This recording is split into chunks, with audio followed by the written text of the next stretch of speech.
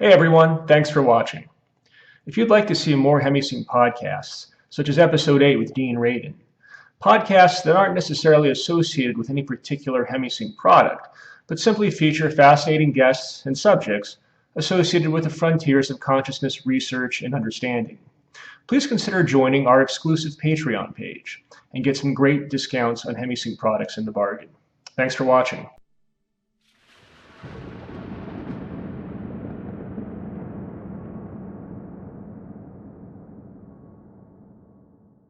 So thanks for joining us for the Hemi-Sync podcast. We're joined today by Byron Metcalf and Mark Seelig. Byron is a musician, recording artist, and producer. He has a PhD in transpersonal psychology, a master's in counseling. He has extensive experience with Stanislav Grof's holotropic breathwork. He has also trained, studied, and worked with several other luminaries, including Jack Kornfield, Hamid Ali, Don America Yabar, and others. People that know Hemi-Sync might be most familiar with him with the Shaman's Heart program, which he began in 2006, or actually 2005, followed that up with Spirit Gathering in 2006, medicine work in 2013. Mark Seelig also has a background in therapeutic and academic training. He has a PhD in psychotherapy, also has a lot of experience with holotropic breathwork, has been deeply influenced by Asian mysticism and spirituality, as well as South American ceremonial rituals and the musical traditions of India. As you can tell by their backgrounds, it is not tough to see why they've collaborated so much. There's a lot of commonality there. Folks that, again, are familiar with Hemi-Sync might know of an album called Wachuma's Wave from 2003. That was put to Hemi-Sync and released as Deep Time Dreaming in 2007. So, gentlemen, welcome to the podcast. Thanks for making the time. Yeah, Thank you so much, Karen. Yeah, thanks for having us. This is great to be able to kind of, be in these, literally in different parts of the country, and connect and share some time together. Yeah. Right. No, it's very cool. Yeah. But you guys both draw on several different modalities which influence your work, and there's a lot of commonality between them. And I thought it might be interesting to start with the holotropic breath work because some folks know what it is, some don't. But I don't. If either one of you want to kind of jump in with that, and maybe we can get into kind of how that's influenced the music and the entire body of your work. Sure. Yeah. Go ahead, Byron. Okay. Well, I got into just by happenstance. I got turned on to Stanislav Grof's work. I never heard of holotropic breathwork, but I was an addictions counselor back in the mid '80s, and by happenstance, I got to go to one of their workshops as a kind of a educate, more education, following up, that kind of thing, and so we got to do the breathwork, and I'll tell you, it just completely blew my mind, and I knew I had to follow this up, and I got into the training just as soon as I could, and was certified in '89, and done hundreds and hundreds and hundreds of breathworks over the years, facilitating my own and facilitating groups, and it's an extraordinary process, and using music, powerful music. And basically, it's a non-drug approach to Sam Groff's psychedelic psychotherapy model. That's kind of well, Mark, you can, get in and kind of tag that if you want. And yeah, sure. Yeah, I was born in West Berlin, and very early on, we came in touch with all the what we now call shamanic medicines, what used to be called drugs, which is not really an appropriate term, actually. In West Berlin. And so I tried experimenting with these things as a child, actually, very early on, and it opened some doors. And so since then, I've been fascinated with what we could call shamanic states of consciousness, expanded modalities of reaching other layers within our potential of our consciousness. And so that has been with me all these years, and I've explored this in many ways. I also have a master's in divinity and theology, even though I've never been to church, but have also been interested in Buddhism, and then music came in at a very early age, and I realized that music is another wonderful and beautiful method that's been appreciated by all cultures and and all races to induce states of healing, expanded states of consciousness, and so forth. And so that's how very early on Byron and I met and shared our interests. So that is very interesting. So we're talking about using holotropic breathwork and shamanic practice and music to access different layers of consciousness. Lots of folks that might be watching or listening to this might have some experience in accessing different layers of consciousness. I think one of the issues people run into is, well, what do I do with this experience once I've kind of entered into it? And I think that's where your backgrounds in transpersonal psychology become very useful. And just kind of borrowing one passage from Mark's website, if I could just briefly kind of quote it here.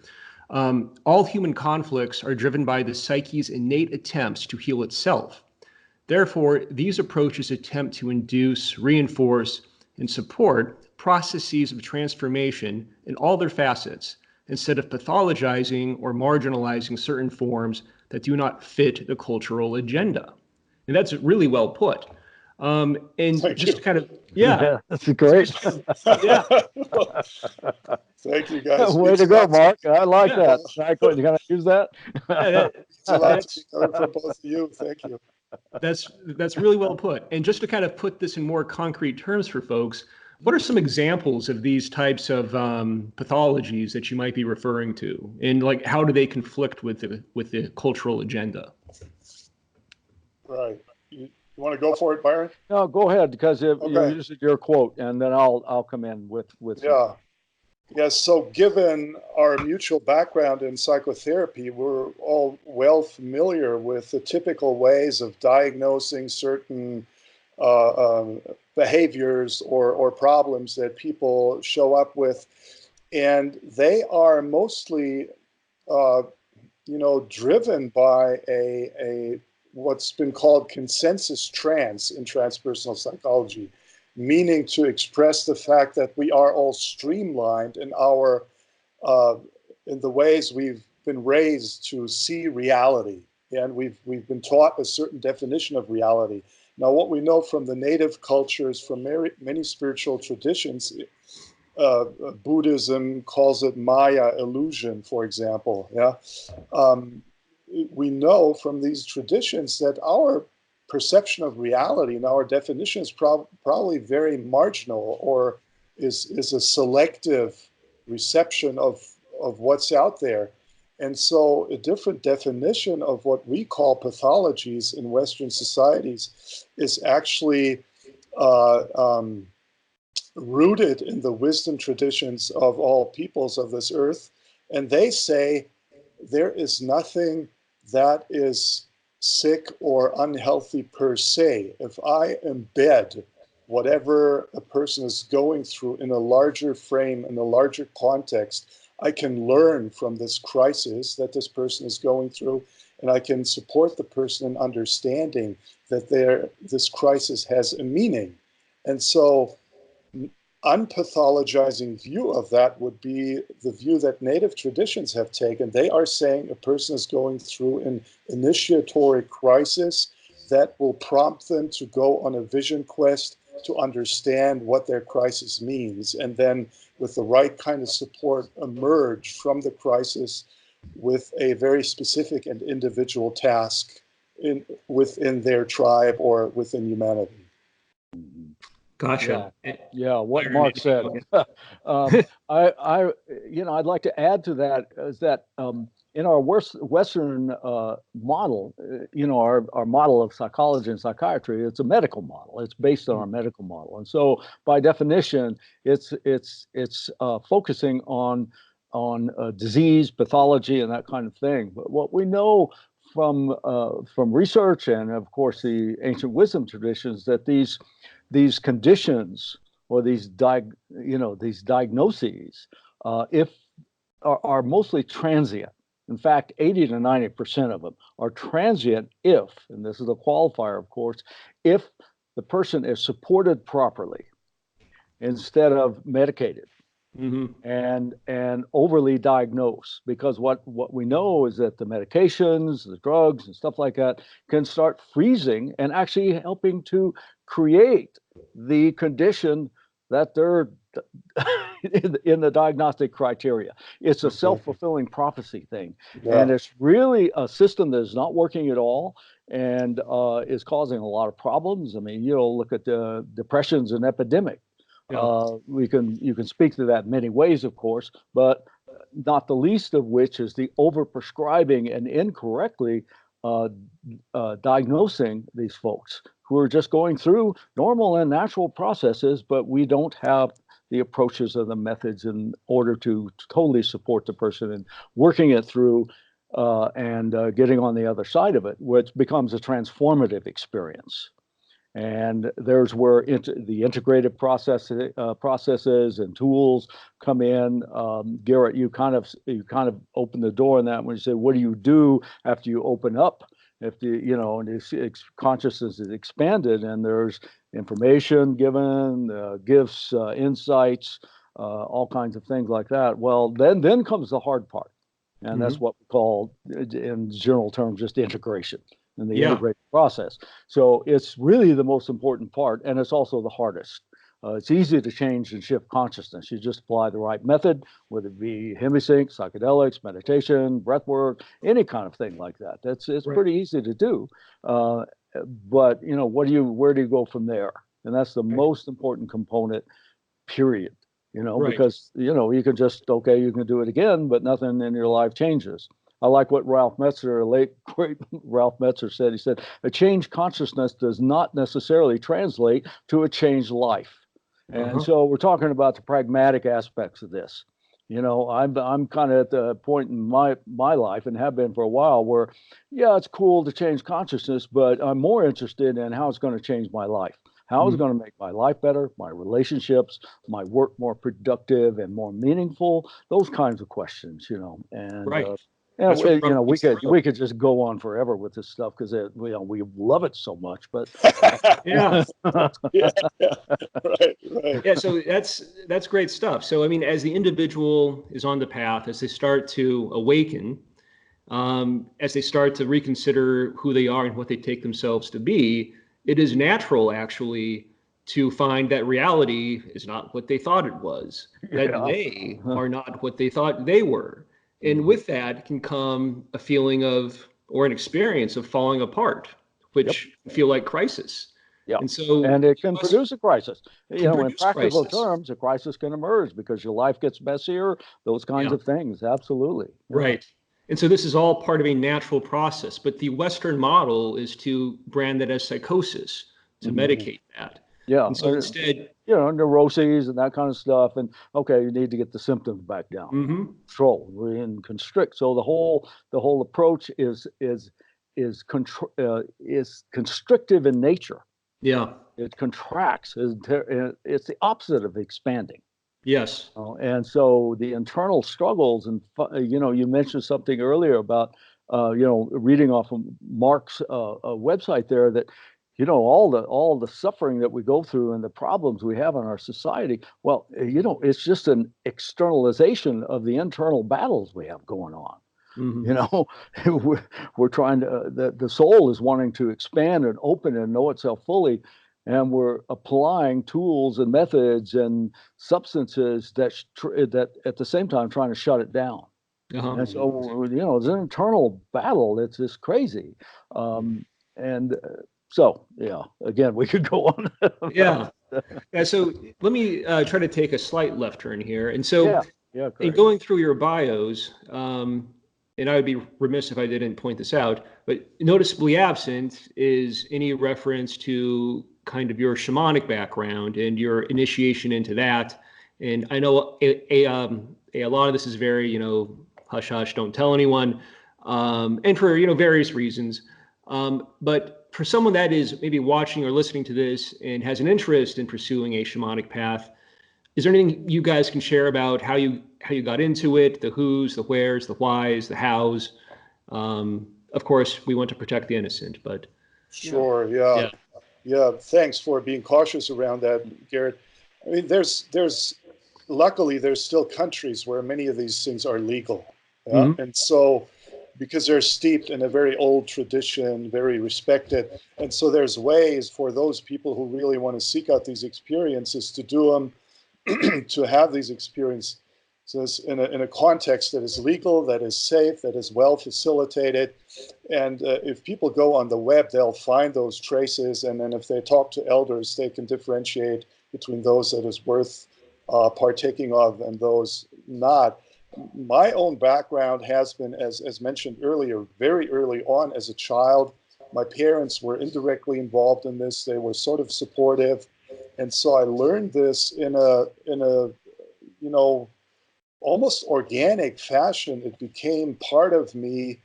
And still I was a Western boy growing up in a Western society in Germany and the United States. But at some point when I was about, I think maybe 18, 19 years old, I realized I really fully want to explore this, because I realized it's been at the basis of all the spiritual traditions in the world.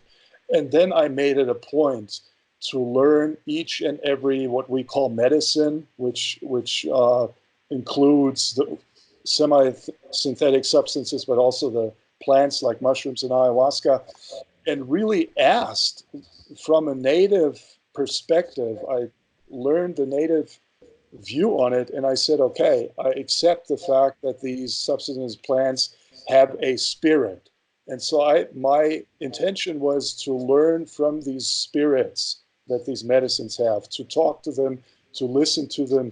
And once I really adopted that view, they really started talking. And when I say they, this may sound strange for people, but this is the teaching of the natives, and they have thousands of years of experience. These plants have a spirit, and they are waiting for us to listen, because we have left, as a humanity, as a species, the natural alignment. We have left our place that was meant for us in the context of this cosmos. And that's why we have this epidemic depression and meaninglessness that Byron spoke to earlier, and the collective suicidal tendencies. Mm-hmm. Yeah. Anything you care to add, Byron? Yeah. Well, everything Mark said, and I would just mention about how I got involved in shamanic work. Well, when I was in the Groff transpersonal training back in the 80s, late 80s, let's say I was certified in 89, so probably around 88, 87 or 88, somewhere in there. One of the training modules was on shamanism. And Stan presented that, and I was just captivated by it.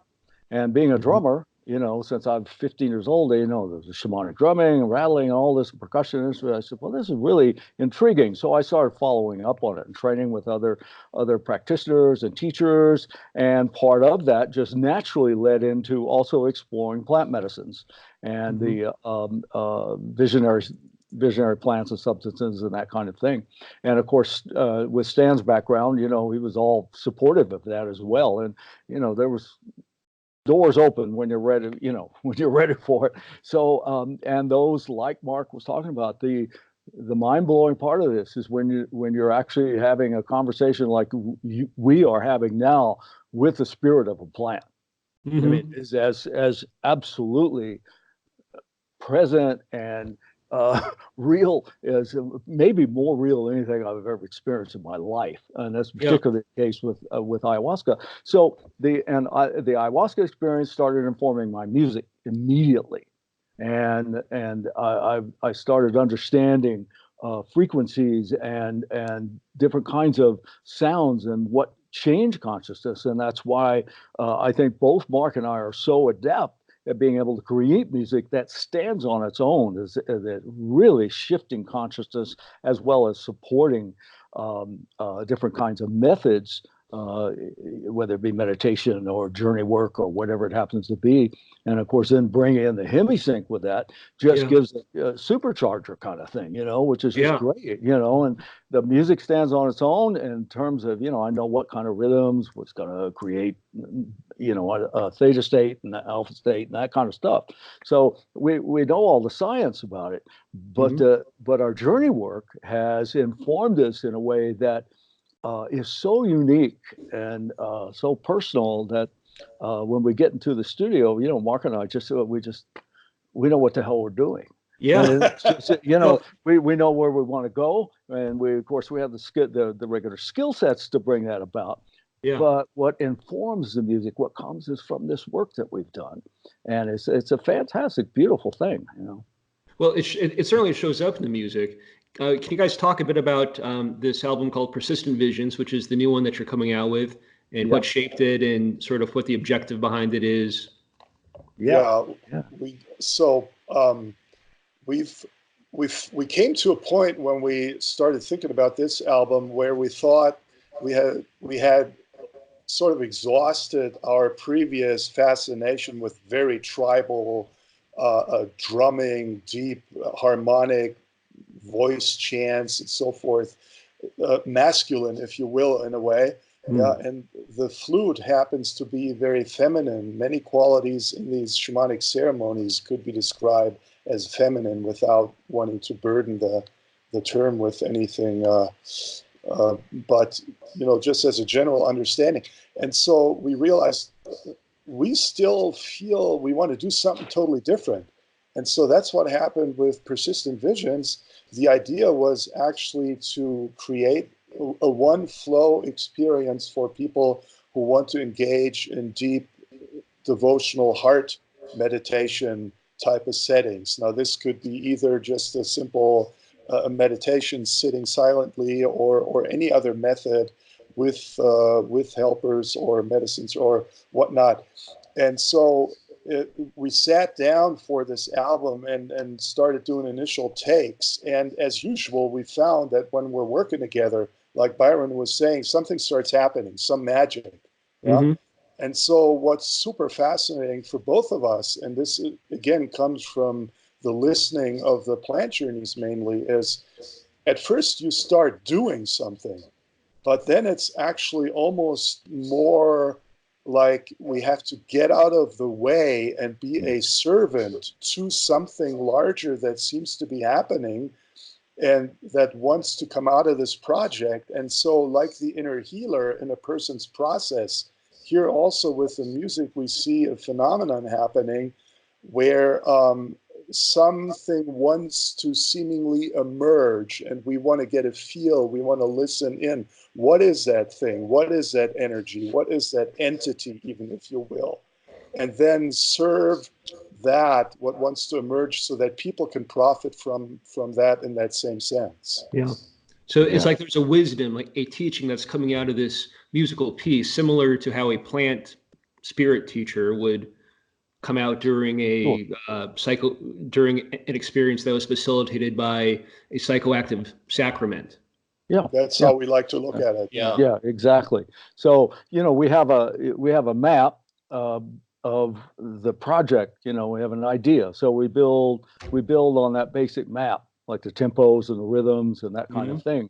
And so that's all there as like, okay, this is the container. This is holding space for us to experiment more. And so it quickly becomes, we have our vision and all that kind of thing of how we want to, what's this album going to be about? But it's always something different. And we learn to just trust that the project itself has its own organic life force. And, the skill is to be able to navigate that with intelligent containment, appropriate ways to, without trying to control it. We don't write out charts and all that kind of stuff. We have basic ideas, and we'll just explore it and give so much room for the creative process to just reveal itself. And then we'll say, well, okay, that works or that doesn't work, that kind of thing. But it's so cool to work that way. Yeah. I mean, it's like painting. You don't know what color goes here or this. I mean, it's a good analogy. And then stuff starts coming together, and we start going, wow. For example, I mean, this is something that there's a phenomena in this record, this album, that still blows me away. And Mark and I talked about a lot. And when we were starting to listen to the album, it starts off at a certain slow meditative tempo, slightly increases, doesn't get real fast. and then it goes about, the apex, middle ground, and it's faster, a little more livelier, but never kind of driving. And then starts tapering off again, the same kind of slope. Well, on that downside, even though it's exactly the same tempo we started out with and climbed into, it sounds completely, and it sounds different, but the experience of it is so radically different. Mark and I would just go, "What's happening here?" Yeah. This is it's the same tempo we're playing. Even Mark played even some of the same parts because we're kind of on the down part. We're down coming home here, but we could hardly stay. I mean, we were profoundly altered in terms of, we're just in this zone, and it would happen every time. I could go back to that same tempo section in the beginning. We listen to it, not the same. And I can't explain that other than that's the experience of what this album does. And it's really a beautiful thing. I've tried to kind of figure it out, and I can't. I mean, I cannot. I haven't found like, okay, this is the reason we experience this way. Because it doesn't make sense. I mean, in terms of musical structure and the notes being played and the tempos that established and the volume settings, all of that, nothing can explain it. It's really a mystery. Sure, and it's really sweet too. Well, I remember that, Mark, when we were first read, we said, "What's happening here?" We just looked at each other. We're sitting at the console going, "This is amazing. What is this? Why is this happening?" So it's like this magic kind of came out, and you guys were just the conduits for it. Absolutely. I took a listen to it the other day, and it is a magical piece. I think the way you were sort of describing it is really fitting. It's like it's an initiatory experience, and it also provides this holding within which you can have an experience and feel supported and contained, held. And so for folks that might not have had direct experience with a psychoactive sacrament, how would you compare it to other types of meditation, perhaps listening to music that's blended with Hemi-Sync, as in the case with persistent visions? Anything you want to note there? Our minds are usually very preoccupied with the fact, well, okay, this person has taken a certain substance and therefore they are experiencing this altered state of consciousness. Well, and that's understandable because it's sort of spectacular nowadays to, that specific field of research and work. However, as we know from all the spiritual traditions, it's just one method. Meditation might take longer, but it can get people to the same place. Breathwork can bring people there. Fasting, music, anything, long extended dancing, as the Kalahari Bushmen do. So there's all these methods, and they really all are very, very conducive to bringing about these states. And so a person that has never had this particular experience, I would just suggest for them to trust whatever deeper experiences they have. For example, when they take a long walk in the forest and look at the trees and just be silent, or when they sit down, close their eyes and listen to music. And some of these deeper states that are natural to come about when you do this for a while are not all that much different from a psychedelic experience, with the only exception that with psychedelics, you're entering a realm where you really have to make sure about dosages, about set and setting, about having somebody there that you can trust in case something unexpected happens, because they certainly have the power to permeate that veil between the conscious and the unconscious much more aggressively, in a positive sense, much more effectively than other methods. They are slower. That much can be said. Well put. There can, the biggest difference, one of the biggest differences that the way I think about it is that, the psychedelic substances or visionary plants, those kinds of things, they're just more consistent and more reliable. They act quickly. They're, and that's that. But as Mark said, they open, they're door openers. You know, they expand and they open. So I like what I think Ram Dass said a long time ago. He said something like, psychedelics are not the way, they show the way. So, and all of these practices do. You know, we need paths, and we need practices, we need tools, and you know, we're all opening to whatever we need to, regardless of the method, because it's just a method. You know, it's just a method. I mean, Hemi-Sync's one of the most reliable things I've ever seen. I mean, it's really a pretty amazing thing. You know, put on some headphones, and you got these, you know, very sophisticated research, you know, kind of programs and things, and it just works. You know, I mean, it just works, and it's pretty amazing. You know, I use it a lot with clients. You know, I have clients that do jury stuff, and we'll do shamanic healing and all that. But it's rare that I don't give them a good hit of something with Hemi-Sync in it, so they can, you know, especially the ones who have some difficulty kind of letting just the music by itself or the drumming or something, you know, kind of shift them into a different state. Hemi-Sync just really, you know, it's kind of like, okay, it's gonna really open this, you know, it's got some stuff in there, you know. So well, thanks for that. I mean, great. we very much enjoy pairing our stuff with your music, so it's a really good partnership.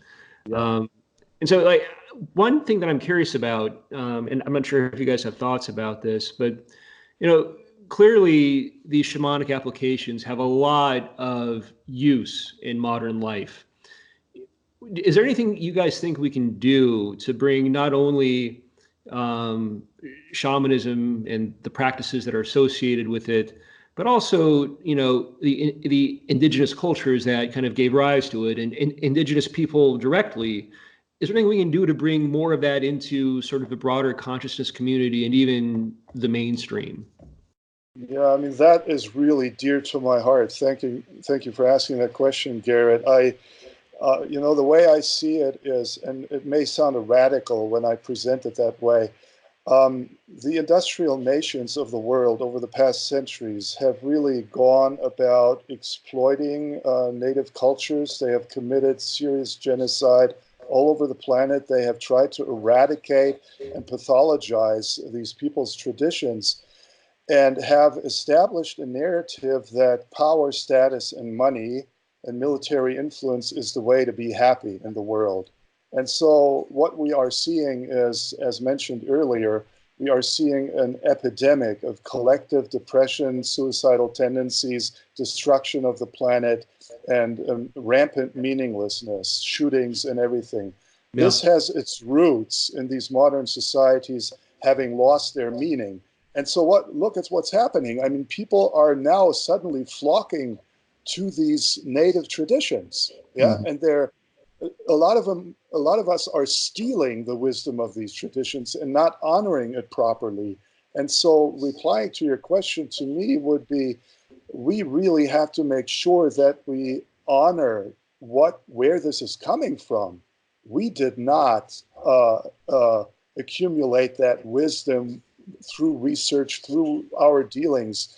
We have been honored to partake of these traditions and learn from them. And so we better talk to these native wisdom people and the shamanesses and shamans that are still alive today and learn from them how to understand our place in the universe. Thank you for that. Yeah. And I'll just add that you know, if you look at what's going on, and this is Stan Droff, been talking about this for probably 15, 20 years, but he said, you know, our literal survival depends on us waking up and honoring these traditions, as our waking up to the truth that we're not separate from any of this. And if we, you know, I mean, we're taking ourselves out really fast. Doing a good job. You know, it's an exponential kind of quality to it that we seem to be in right now with climate change and everything. The experiences of it, you know, it's just in our face. So I look at it, and the way I try to teach about this is that this is really about survival. I mean, this is not about something romantic. You don't want to romanticize indigenous peoples or this kind of thing, or, you know, want to respect and do this. But, you know, if you want if you want your next generation or two to be around, we got work to do. And these traditions can show us how, because it reconnects us back to the earth and back to nature. If we keep staying disconnected from nature, then we're screwed. You know, I mean, we're just screwed because we're taking ourselves out in the bargain. And so, you know, we could go on, you know, I get on that soapbox big time, but you know what we're talking about. The people who are doing this kind of work, you know, I mean, we're preaching to the choir in a certain way, but it still is really it's a challenging time. And okay, that's enough. To say the least. I gotta keep going. Yeah. Well, no, thank you both for that. Any upcoming projects that you guys would like to talk about before we conclude here? Well, Mark's coming down this way in November, and I've got a project I'm working on that I want Mark to play around with. I got some ideas, and you know, so who knows where all that stuff goes. But we like to get together and just listen to rock and roll and country music. Sometimes we let all this stuff go and just crank up this stuff. You know, I got this background in the studio work in Nashville and all this stuff, and I love that music. You know, I love singer-songwriter stuff, and so that's another big piece of our heart and our connection to Mark and I. You know, we just, you know, it's just he and I in the studio cranked up, and we'll listen to everything from Hank Williams to Eric Clapton, and you know, and damn, it's fun. Yeah, that sounds pretty good too. We're gonna do some recording too. So I want to definitely build on what we did on Persistent Visions, and I thought that this idea as a general direction is not over. There's more that we can do with that. You know, the celebratory, deeply devotional, meditative type of music that supports, you know, prayerful meditation or heart-centered exercises. Yeah. Well, gentlemen, thanks for producing this with us. Thanks for creating it. Thanks for having this conversation. Such an honor, Garrett. Thank you. Yeah, likewise. Thank you. Appreciate it. It's been great. You know, just since 2005, I think, Shaman's Heart. So yeah, it's been a long time. We got some albums now that we've had to kind of where do we go?